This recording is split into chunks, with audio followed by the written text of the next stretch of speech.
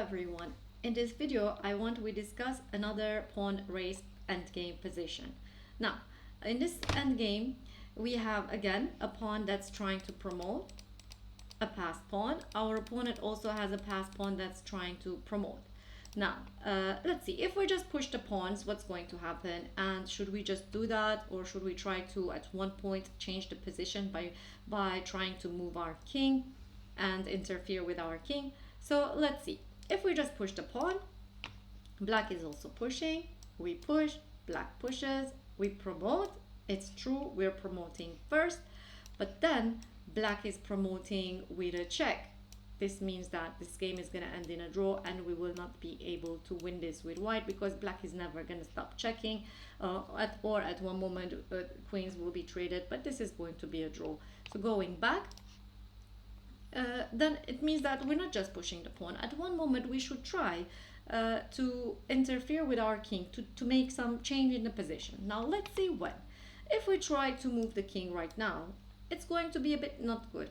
Now, of course, if black pushes their pawn, that's not so good for black, because here, what can white play and win this game very easily? White can just move the king to c1, because now the black king is not going to promote at all. We're blocking the promotion square, while our pawn has no way for the black king to stop it. So has no one stopping it. We're just going to be able to promote in just a few moves and win this game. But if we go back, if we play our king move, black doesn't need to push the pawn and lose the game, but instead black can take advantage of this, because if they move the king to b2 and say we pushed our pawn, now black's pawn move is with a check. It means they're gaining time. They do a check and then move the pawn one more time.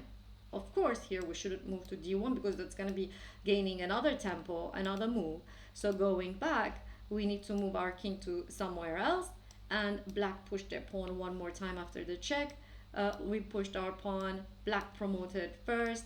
We also promoted and with a check, but that doesn't really matter because black already promoted from before. So this game again is going to be a draw. So going back, moving the king right now is not being good for us then. We need to push the pawn first. Now, say black, if black moves the king, that's just a waste of time, especially moving the king to the b2 square is just allowing us to promote with a check, and moving the king anywhere else is just a waste of time. No need for that. So black needs to push the pawn right now. Now let's see again. Should we push our pawn, or should we try to do something with our king? Now, if we try to move our king, of course, moves like king e2 are like pointless and wasting time. Black is just going to be able to push the pawn and win one extra move. So here, let's try. What if we play king d3? Does that really do anything? The black pawn is going to push again. We just wasted time with our king and did nothing useful. Now, okay, we can try to move to d2. But now black's only move to keep the pawn is b2 anyway. And even if we push, black is promoting with a check now and even winning this game.